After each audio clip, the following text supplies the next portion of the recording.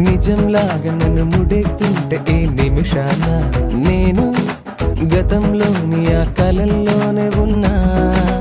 నువ్వు ప్రతిసారి నీ ప్రపంచంలో నన్ను చూస్తున్నా. నేను అదే పనిగా నిన్ను వెలేస్తూనే ఉన్నా.